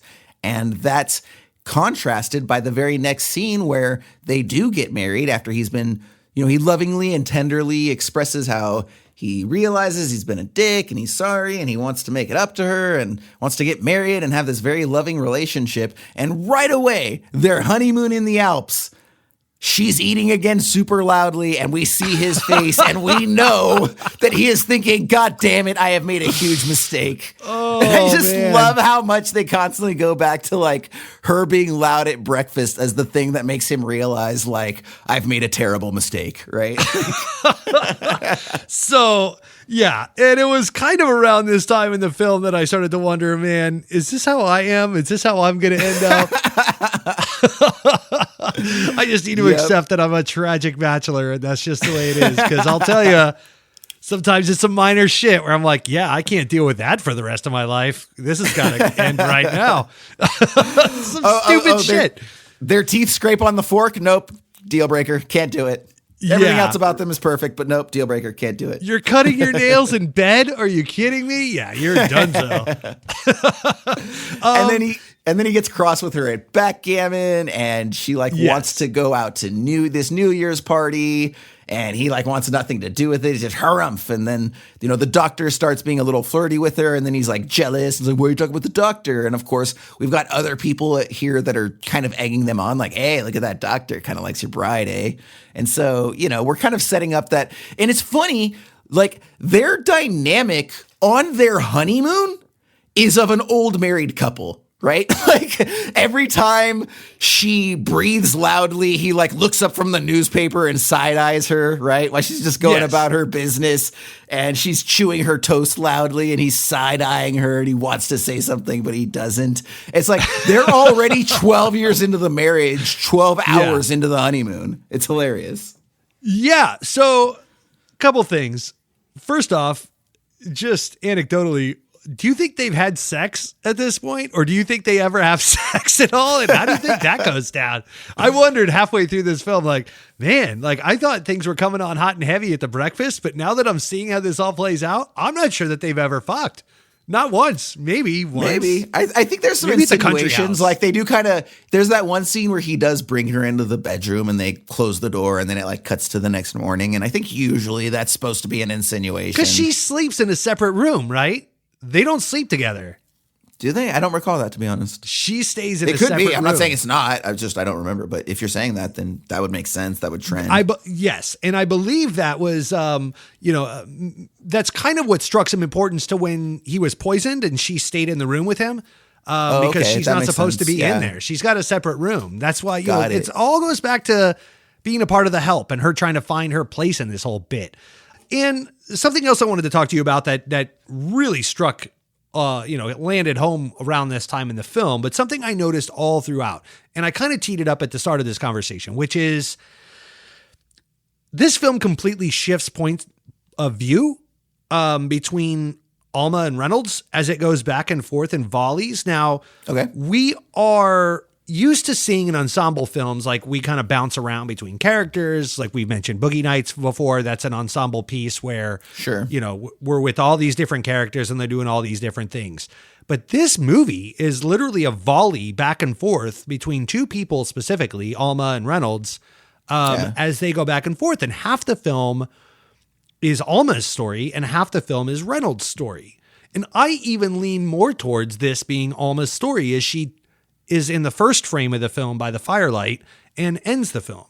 I get that. By his side. So I would almost say this is a film about Alma, even though Daniel Day-Lewis is on the cover of the movie and the box art and all of the things to sell the movie.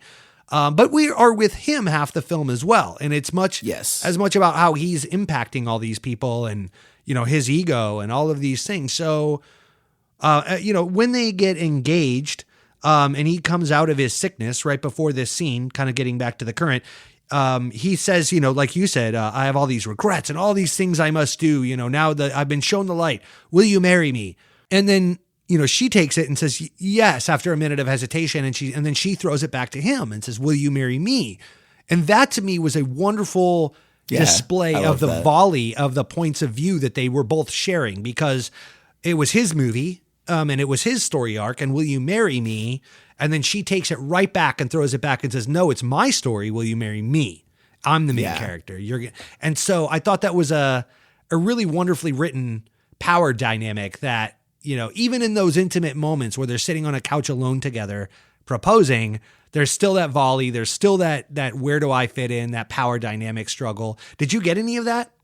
Absolutely. And it falls in line very much with her character, which we actually haven't gone out of our way to talk about. So we can mention that here, which is that one of the great things about the Alma character is that she is the heart and soul of the film with regards to every time Reynolds pushes and does an action that we as an audience say like, wow, sure would be nice if someone gave him a taste of his own medicine. Alma does. So Alma is the only person who has the nerve to talk back to him. And we actually see this several times throughout the film. And again, it reminds me of that old bickering married couple where Reynolds will say something and everyone else will be quiet, but he'll say something to Alma and she'll talk back. And then he'll try to get the last word. And then she'll try to get the last word. And then it'll go back and forth. I think there's one scene early on where they do that. And she keeps sniping back at him. And he's like, oh my God, will you just stop? Like, he's very much not used to people talking back to him. And so that helps us buy in and like the Alma character because we like the person that stands up to the big domineering asshole, right? The guy that makes the little snide comments and chirps here and there for the big, powerful, nobody can touch me guy. We love that. We love that guy or girl. And in this case, it's a girl, and they infuse that in Alma. So I think that there's a large, so when you talk about her pushing back, she's literally been pushing back since their first date. She's, or maybe their second, right? But very, very early on, even the breakfast scene when he says that, you know, why are you making so much noise at breakfast? We get the sense that his first girlfriend at the beginning of the movie would have just sat there wide-eyed, deer in headlights, frozen, uncertain of how to respond. And she says, I'm not making movement. And he's like, yes, you are. It's loud. And she's like, no, I'm making breakfast. And he's like, well, you're making breakfast very loud. And she's like, well, I don't know how to make breakfast any other way. I'm making breakfast. And that in and of itself, and I'm sure there's an element of that's what makes him attracted to her, right? It's that whole thing of like the very powerful person that never hears no. And then all of a sudden someone says no. And they're like, wait a minute. Now I'm intrigued. Who is this person telling me no, right? I just saw the tone of the film. It was so interesting to me how the tone of the film shifted depending on who you were with. So when you were with the Reynolds character, you're in his world and the world is judged as such. And you're a visitor amongst him and you're going to stand at his feet or whatever, you know, to be judged. But when you're with her, even when she's doing the most vile, repugnant shit, like poisoning her husband, in order to get some attention from him or make him vulnerable enough to show her attention, it's done in such a way that it's done from a vulnerable standpoint. At times it's funny, and a little witty and lighthearted. Mm-hmm. So yeah, I thought it was just interesting that the tone shift, the music changed, the way things are shot, the positioning of the actors and blocking, depending on who is in the power role for that scene. Anyway, I thought, you know, another credit to the film. Definitely. So let's go ahead and let's discuss this last scene here. After a brief scene where Reynolds find out that the model that he's usually using has left for another house, this causes him to realize that he regrets his marriage to Miss Elma. And he walks into Cyril's room, office, what have you, and sits down and confesses how much he does not like this Alma chick and how he's made a huge mistake. Unbeknownst to him, she's walked in behind him. Yes, the old, hey, they're standing right behind you. You might want to keep it down. That whole thing. So we get that moment, and she gets to hear firsthand how much he doesn't like her. So what is her response? Is she going to up and leave? No, she is not going to up and leave. She is going to up and gather more poison mushrooms and set up this last banana pants crazy scene. So I'm going to describe it real quick, and then Ryan, if you have an interpretation, you can let us know, or if you just want me to give you mine. But here, let's go ahead and set it up first. So Alma has gone and retrieved the poisonous yellow mushroom again. And instead of being very covert about its preparation, she decides that she is just going to prepare it openly right in front of him. And at first, we see Reynolds watching her with a bit of a suspicious look, and we're not certain if he knows or not. But this goes on for like a minute. And they make some very pointed eye contact, at which point we realize, yes, Reynolds very much knows what is going on here. And they're giving each other looks. She ends up making him an omelet that features this poison mushroom. And once it's done, she serves it in a very loud, I thought that was very funny too. She's going out of her way to be as loud as she always is at breakfast, slamming the plates down, making sure to pour the water from a very high point so that it makes as much noise as possible. And he's just kind of rubbing it in. Yeah, exactly. And he's just kind of watching her with this sly smile on his face, like, I know what you're doing. And we're kind of wondering, like, okay, is he gonna slap her? Is he gonna kill her? Is he going to throw the food against the plate and make a huge accusation? Like, how is he going to respond?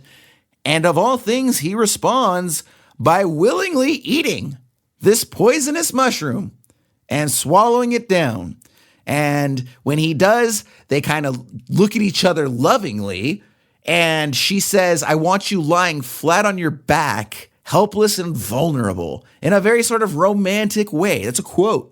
And they kiss, and they're being very loving towards each other. And then it actually ends with her leaving him like in the bathroom with a vomit bowl to vomit into, with both of them kind of giving very sweet, loving, batting eyes towards one another.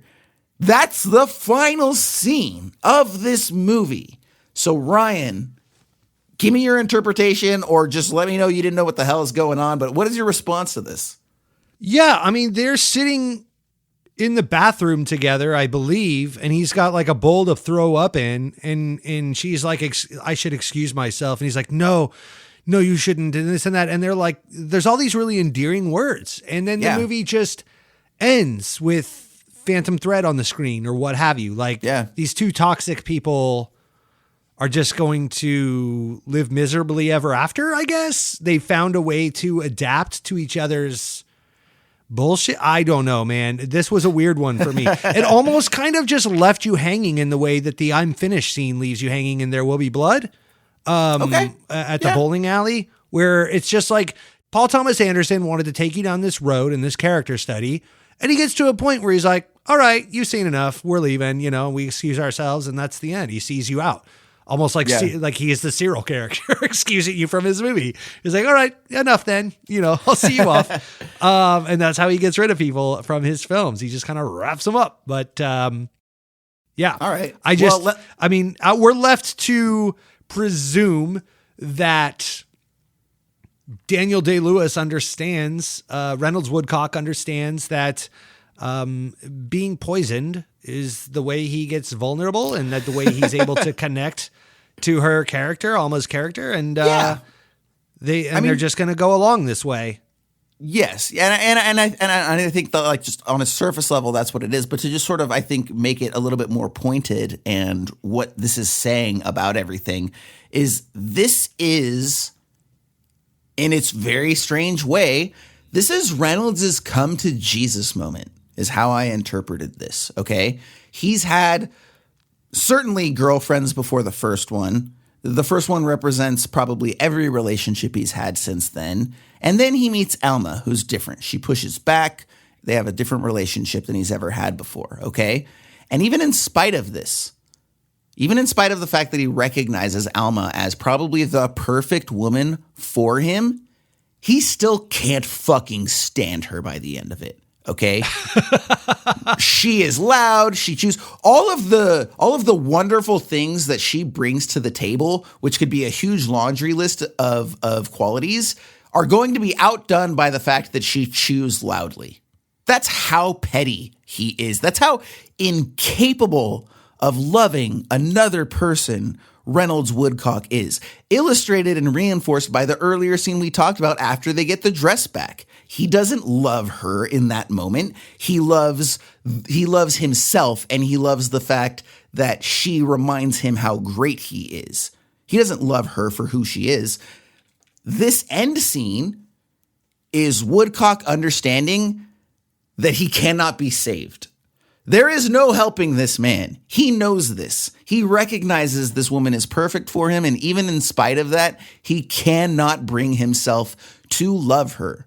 So the only way that he is going to be able to experience love is by agreeing to take part in this very fucked up ritual of their relationship where he poisons himself to the point that he cannot be the person that he is on a day-to-day basis. He has to become almost metamorphosized into a different person that is a weak little baby lamb.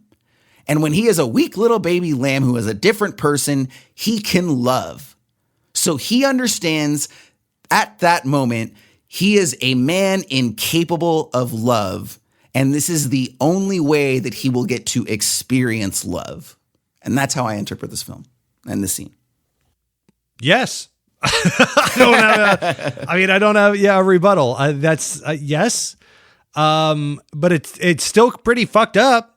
Oh no, that's what I'm saying. It's 100% fucked up. And that's what's so wonderful about the scene is this is a movie that really shouldn't have anything fucked up. If you just take it in a vacuum, it's not really, it doesn't call attention to how messed up it is. It's not a David Lynch movie or something like that. And it's like, oh my God, look at these guys doing this crazy relationship. Like, it just sells it like it's a beautiful romantic thing. And you're like, oh, that's sweet. And then you take a step back and you're like, wait a minute.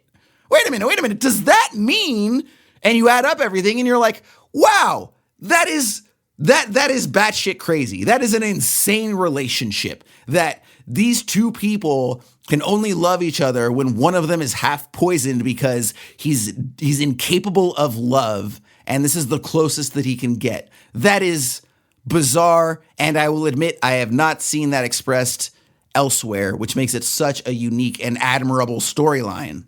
It's so last minute tagged on too, because like it's but so it's funny not. reading. It goes back to the first time that he has depression. That's what's so wonderful about this. They're setting this moment up 30 minutes into the film with that scene where he gets depressed, and for those 3 days after, he is incapable of doing anything, at which point he's vulnerable and she takes care of him and they have a loving relationship. And that moment triggers her thought to do that when she finds the poisonous mushroom 20, 30 minutes later, which triggers her to do this final scene. It's not a last minute thing. It's set up at the very beginning, and that's why the payoff is so wonderful. Well, I mean, it's set up. Yeah, it is set up, but it wasn't just moments before this that he was going to the New Year's Eve dance to go collect his wife, like he lost his things. Not to go. Yeah, exactly. That scene is set up as if he's going to go have this magical understanding. And like, that was supposed to be the come to Jesus moment, that he like sends his wife to go dance alone at New Year's Eve. And then he goes down there, and then you think that he's going to go like, storm the dance floor and go exactly. have this romantic moment with his wife. And all he does is collect her and say, let's go home. And then they bail, right? Like, there's no romantic kiss or I'm so sorry, honey, I love you, or any of these things that you realize at that point you're getting to the end of the movie. So there's got to be a resolve, and that ain't it. The resolve but it serves the resolve because it's that realization. He like that because you expect that and he can't do that in that moment. That's his like, oh shit, like there is something seriously wrong with me. Right. I think that, and I think that's why that happens is because, like you said, it's the perfect romantic comedy, like guy runs and sweeps her off her feet, even set up to the point that there's very obviously an insinuation that like Woodcock is expecting her to be like cheating on him or dancing with the doctor or getting kind of inappropriate. And like, he's going to catch her messing around. Right. And she doesn't. Like he sees her and she's just dancing playfully like Kate Winslet in Titanic or something like that on the bottom deck. Right, yeah. And then he kind of softens a sec, and that's when you think that's going to happen. And then he's like, come on, let's go. And they leave. And again, it's that even in that moment, he still can't show her love. And that sets up the following scene with the poison. Right. So, I mean, the whole thing with the poison, yes, is set up. The whole vulnerability thing, yes, is set up. What's not set up is him being able to accept that poison me, and this is how this relationship is going to move forward from now on. You're just going to have to poison me with poison mushrooms every once in a while to fucking kill my ego. Yeah. That was a what the fuck moment. That's what I'm talking about. Absolutely. And I think that was intentional because, I think that's a PTA move where he didn't want to telegraph it, but have enough foreshadowing that if you go back, it's right there. And that's kind of exactly what we just mentioned. So I think that was 100% exactly PTA's intent. And I think he just executed flawlessly. And how it is executed, because again, like them laughing in the bathroom while he's throwing up, more or less. You don't see it. But it's like, no, this is hilarious. They're like all giggling, like, new lovers and stuff. Like they just found this new way to, bring this spark into their relationship. It's like, the people that have been married for 15 years that all of a sudden are like, ooh, you want to watch porn? And they're all like flirty about it. And they're like, yeah, exactly. what do you like? And they're like all giggling, except it's about poisonous mushrooms and then puking on the toilet. Yeah, so that's what I mean by the tacked on what twist. The fuck moment. Because before that, we see their relationship dynamic. And then all of a sudden it's like, they're falling in love over a bathroom puke bucket. And it's like, wait, what? Fucking so weird, dude. Absolutely. Oh, PTA, we love you so. We love you so much. Don't stop being you. And that brings us to the end of Phantom Thread. Real quick, before we get to the adjectives, do want to throw out there to the listeners that we would love to hear what you have to say about this ending. Did it work for you? Did it not? Did you find it as what the fuck banana pants crazy as we did? If so, you can always send us your thoughts to esotericacinema@gmail.com, or as we would prefer, go ahead and hit up our Esoterica Cinema hotline. We're looking for some clips. We want to get them on the air. We want to hear what you have to say about this film. You can call 818-483-6285 and let us know your thoughts. With that being said, Ryan, I'm going to go ahead and ask you for your 3 adjectives that sum up your experience with Phantom Thread. My first one is masterpiece, because it is, man, on every step of the way. This movie was just flawlessly executed. I have in my notes here, this is like Stanley Kubrick making Annie Hall. That's what this movie felt like to me. It was not necessarily the subject matter that I would have been into, which brings me to my next one, which is this is the world's best scone. I do not like scones. There are a lot of things I don't like in this world, but if you tell me something is the world's best version of that, you have to try it, right? And it's the world's best scone. I don't usually like scones, but it's so buttery and so moist and right out of the damn oven. And you're like, got to give it up. That's the world's best scone. I don't usually like scones, but if I was going to like one, this is the one. Brings me to my last one. This is a cinematic vacation.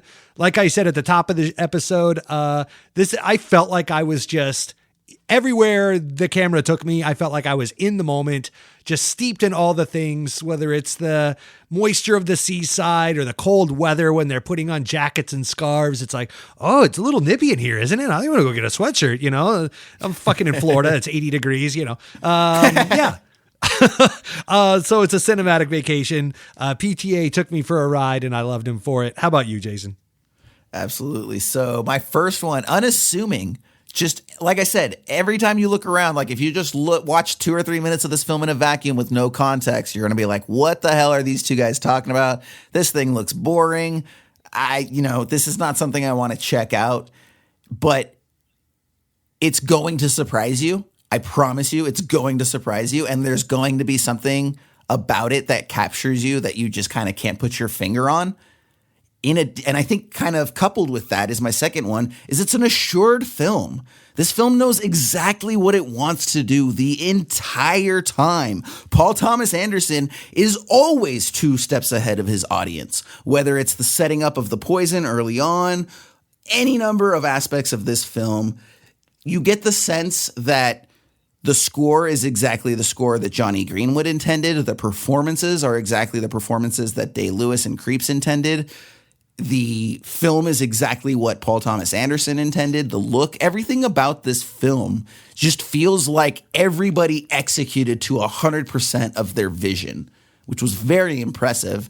And finally, I referenced it earlier, one of our famously hyphenated adjectives, greater than the sum of its parts. Once again, kind of in keeping with that unassuming quality. If you show me a few minutes of this film in a vacuum, I'm not going to be impressed. You can tell me that it's got a great score. Okay, cool. Yeah, score is great. You can show me the cinematography. Okay, cool. Yeah, it's pretty interesting. You can show me the acting. Okay, yeah, it's good.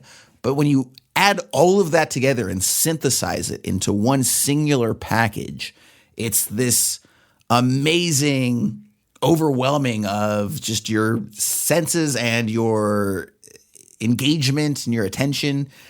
Again, it was not a film that I expected to enjoy nearly to the degree that I did. And I'm just... not a lot happens. Yeah, I still just was stand by the mentioning that. fact that not a lot happens in this film. No. This is like, you know, I mean, going to get plot-wise. groceries in a Rolls Royce. You know, it's like you just went to go get groceries, but you did it in a fucking Rolls Royce. And that's actually a pretty cool experience. And you get to, you know, do one for the gram and take a selfie in the Rolls Royce. So, you know, this was a fantastic movie. I loved it. Jason, what'd you grade this, baby? I kind of went back and forth, man. At the end of the day, I couldn't help myself. And again, you said it, it's a flawless masterpiece. Whether it's your film or not, it's a flawless masterpiece, deserving Respect. of 5 stars out of 5. I got to give it the full record. There's nothing wrong with this film. I loved it. I want to watch it again. Love you, buddy. That's awesome. Yeah, no, there's just, I kept trying to bring it down because I was like, you know, again, you know, it's sort of like I gave 4 3/4 to Election because it's maybe not the film that like most represents the type of films that I get off on. This is kind of the same. And I kept trying to convince myself otherwise, but I was like, dude, at the end of the day, nothing wrong. 5-star films. What you got for your grade rating? I'm giving it an A-. I knocked it down right. a little bit. I did the knockdown for us. This right, is not a movie somebody I would did. recommend to just anybody. It's not something I could put on at any time. It's probably not a movie I'll watch again for a little bit, as nothing really happens. And once you kind of get the gist, but it is a masterpiece and it's the most perfect version of this. So I'm going to knock it down a couple scotches just for being a scone. But it is the world's best scone. So A-. Awesome. And yeah, so to anybody listening that wants to get in touch with us, of course, like I said, we love to hear about your thoughts on our movies. We love to hear about your thoughts on our opinions. We love to hear about your thoughts on any pastry related food item, muffins, scones now, obviously in the discussion, crepes. We're very big crepe people. You can do all of that by reaching out to us at esotericacinema@gmail.com, or you can hit us up on Twitter or Instagram at Esoterica Cinema. Once again, we do have the Esoterica Cinema hotline for you, 818-483-6285. Would love to hear what you have to say there. And you can also go to the website. The website is looking good these days. If you haven't yet, go check out our refresh. We've got a brand new logo. We updated the site. We've got web players. We've got all sorts of links to various initiatives. And the website is looking really, really strong these days. There's also a contact form that you can use to reach out to us if you don't want to go through your own email client or give us a call. And then in addition to that, we have our master list with all 200 films on there that we pull from at the end of each episode to see what we will be watching next week. And with that in mind, Ryan, let's go ahead and pull this film. So as always, we're going to go to our random.org true random number generator, plug in 1 through 200. We are going to pull up our master list, which again, if you would like to play along right now, if you're maybe at work and just looking to kill some time, please don't do this if you're driving. Go ahead and go to esotericacinema.com. You don't even have to download the PDF. It's just right there on the page. You can follow along. 1 through 200. Let's see what we got, Ryan. Rolling them dice, rolling them dice, rolling them dice, rolling them dice to 33. We've got item 33. So go ahead 33. And go check out your list. Oh, I'm so excited for this. What a fucking roller coaster this year has been. Dude, yes, this could not be more different than Paul Thomas Anderson prestige dressmaker film. So firstly, let's mention what we didn't get. Right above at number 32, we have the Werner Herzog and Klaus Kinski collaboration, the last one they ever did, Cobra Verde. And then after that, we actually have a very interesting indie film. I know you recommended it initially. I've seen it come up a few other places, which is kind of like apparently like a horror comedy. And that would be Dave Made a Maze, which I've actually heard really, really wonderful things about. But we're not doing either of those today. Today, we're doing number 33, which is Critters. Critters! The all-time classic B-movie, Critters. That I'm so excited. I have never seen Critters. Have you seen it before? I have not. Oh my God, we have got 2 self-proclaimed horror trash film aficionados that have never seen Critters. And yet, Ryan, I'm sure just like me, you can picture the video art box in your head right this very moment. Critters, virgins. Yeah, pretty excited. It says on the box art, the battle began in another galaxy and it's about to end in the Browns' backyard. IMDb has this summarized as a group of small but vicious alien creatures called critters escape from an alien prison transport vessel and land near a small farm town on Earth, pursued by 2 shape-shifting bounty hunters. Oh boy, That Jason. sounds wonderful. Oh, I'm so happy. And it's cool too, because I mean, we did get, what was it? Assault on Precinct 13, but like we had Sweet Smell. That's a little bit of a prestige picture. We had Phantom Thread. That's a little bit of a prestige picture. And Amadeus. even though, Amadeus, the prestige picture, and we haven't actually done anything that's like horror. Now, if I understand, I think you may have the same opinion. It's like a horror comedy, right? I think it's, I think it's a horror comedy instead of a strict horror, but we're definitely going to find out here. So now I do know this is a movie that is a lot of listed people as a out horror there- comedy sci-fi on Okay, IMDb. great. Oh, dude, To be clear. check. I am so in. And I know a lot of people, it spawned at least 4 sequels, if not more. And so really looking forward to finally getting to the original Critters. I'm sure a lot of you have seen it. If you haven't, go ahead and watch that in advance of our next episode in 2 weeks. We will see you next week for another 5-minute review. And then following that, we will catch you for Critters right here at Esoterica Cinema.